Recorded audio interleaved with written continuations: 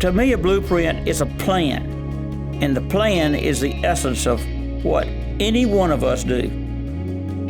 If you look at the institution in terms of all the things that have been done here in the last number of years, our executive staff and I have spent a lot of time looking at blueprints. It takes a lot of people at the table to be able to get them architected in such a way that they actually work. A blueprint is a guide to helping you get to your goal, and it's something that's specific. It tells you exactly what you need to get there. It can also be tied to the past, the present, and the future. You can see where you have been, and where you are now, and then where you want to be. And this building is not a tribute to one person, but for the loving kindness of a community of people bound by a desire to serve others. The clinical and educational services in this building expand the boundaries of what we can do here.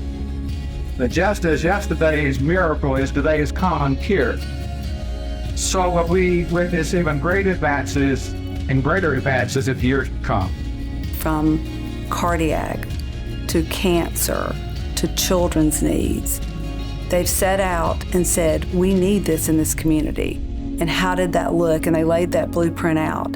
And little by little, they're accomplishing all those different extended services that our community needs for our employees, our team members, our family, our friends, all the walks of life in our community.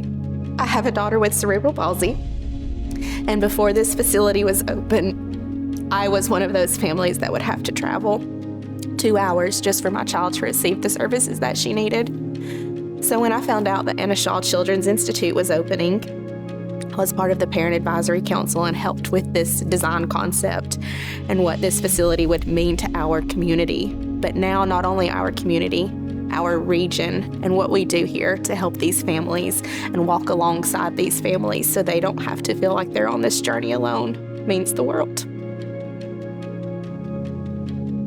A lot of the times when these patients come into their first visit, their minds go blank when they hear the word chemo. So being able to be there for these patients is why I love what I do. If we didn't have People's Cancer Institute, I feel like a lot of people wouldn't seek treatment. A lot of the times they don't want to drive to another place, they don't want to go to Atlanta. To be able to just stay in your own town, I think is what makes it easier. You know, our hospital has been on the forefront of innovation. I think it was in the mid-'80s when the Wellness Center was built. But since that time, you know, we've redone all our patient rooms. We have the People's Cancer Institute. We have the Anna Sue Shaw Children's Institute. We're working on, you know, the Heart Institute. So we've got a lot of things in the works now. And I think one of the things that our leadership has done has really worked to look around the corner to see where we need to go and what the future is going to look like. I feel like that's a real focus now, and we're starting to execute on the plan. And if we do that, what I see is that we would be one of the top-notch regional medical centers in the country. And I think it would, you know, just take our community to the next level. So all that had been done in the past, laying the foundation in terms of the scope of the system, really enabled us to start talking about, so what else?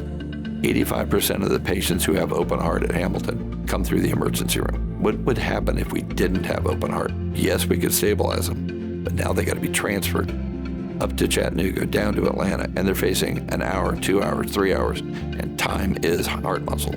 Us having this has saved lives, many lives.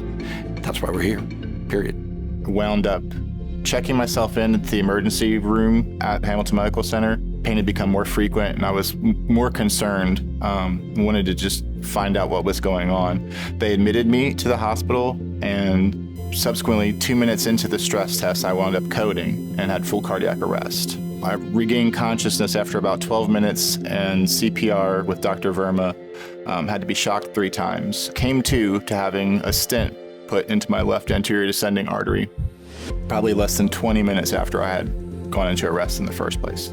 I'm very grateful and very thankful to Hamilton Medical Center, and there's basically a 0% chance that I would be here talking right now if it wasn't for them. All of us are going to need the services of Hamilton at some point in our lives, and we want to be able to allow everyone who has a heart or cardiovascular related issue to be able to come to Hamilton and not have to go somewhere else to receive that highest quality of care. When it comes to the blueprint of Hamilton as a whole, I think clearly the cardiology and cardiovascular service lines are at the pinnacle of that right now. We're spending lots of energy recruiting tremendous new physicians, bringing new procedures, new equipment that will all serve to support cardiovascular care right here in Dalton and in the surrounding counties.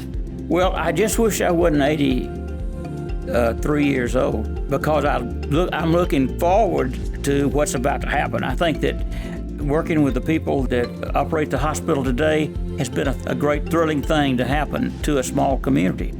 And there doesn't seem to be an end to what we can do. I have worked in many different markets across the country, but I've never been to a place with the generosity that exists here and the level of commitment back to the community. And it's quite amazing. Hamilton would not be where it is today, providing all the services it provides, without the Whitfield Healthcare Foundation and all those who have contributed to help make those things happen. On behalf of the foundation, I want to tell the community that thank you so much for your past support. It's been essential to help Hamilton get to where it is today and all that Hamilton has become. And I hope that the community will continue to support, especially with this Cardiovascular Heart Institute, and help us make that happen. Thank you so much to the community of Dalton, Whitfield County, and the surrounding area.